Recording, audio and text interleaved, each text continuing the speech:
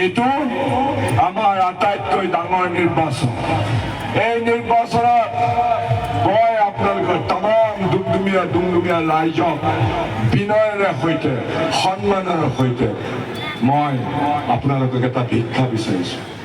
এই 3 দিন আপোনালোকে মোক আপোনালোকৰ কষ্ট, আপোনালোকৰ ত্যাগ আৰু আপোনালোকৰ কপালৰ ঘাম দিয়ক।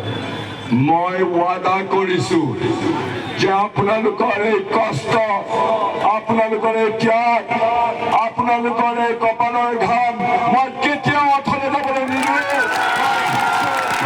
আপোনালোকৰ লগত সদায় থাকিম, অন্যায়ৰ বিৰুদ্ধে মই লৰাই কৰিম আৰু মোদীৰ চকুলৈ চাই পাৰ্লিয়ামেণ্টত তেওঁ যদি জিকি আহে মই তেওঁক কম कि मोदी जी आपने बहुत अन्याय किया हमारे लोगों के खिलाफ, मैं नहीं छोड़ूंगा।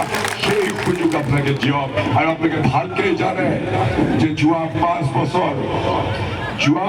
বছৰ মই নগাঁৱৰ সাংসদ হিচাপে এইটো এলেকা কলিয়াবৰ লোকসভাত